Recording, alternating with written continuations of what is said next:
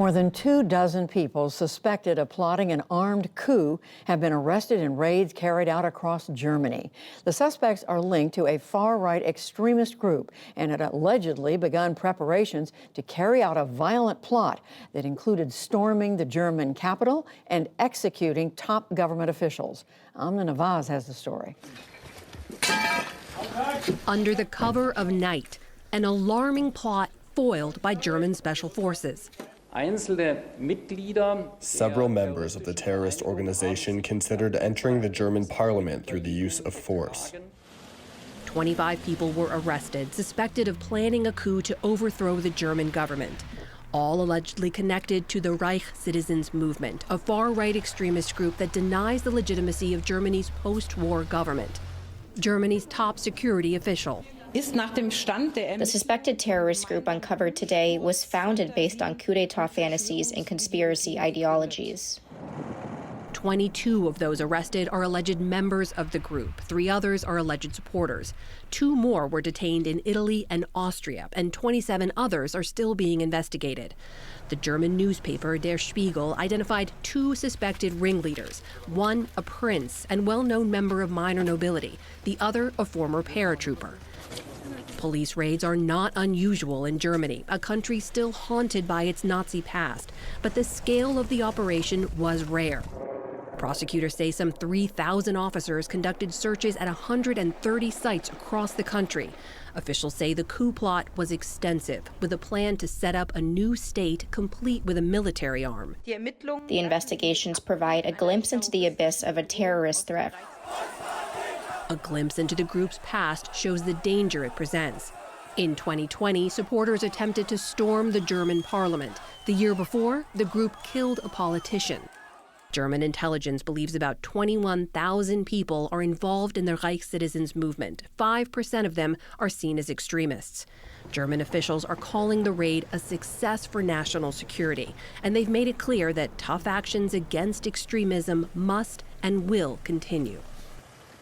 Let's take a closer look at the extremist forces behind the plot in Germany and whether the approach of the German government offers any lessons for the U.S.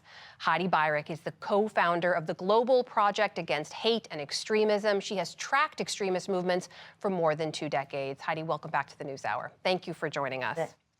Thanks for having me. So 25 arrests in this case, over 130 sites searched. What is the size and the scale of this operation? Tell us about the threat.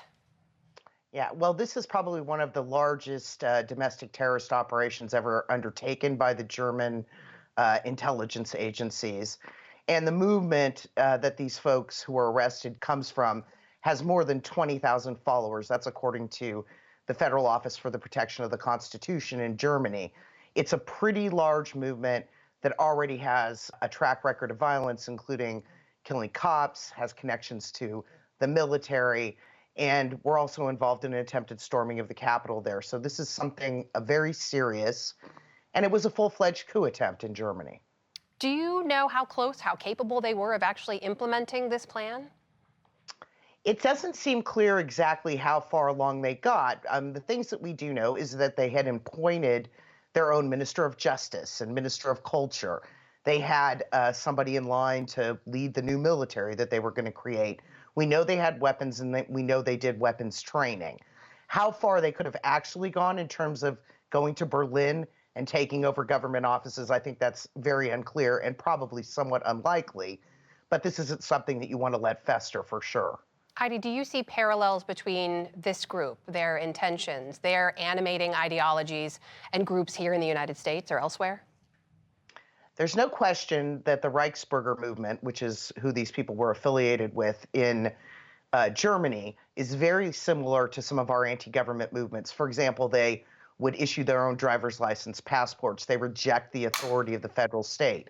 That sounds like our anti-government activists here in the U.S.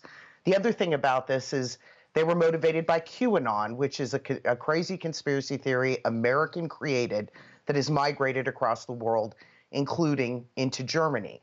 So those links exist, both on the ideological front and in terms of the aims of what these organizations are trying to achieve. And when you say there are links there, do we know anything about communication or coordination of any kind across all of these groups?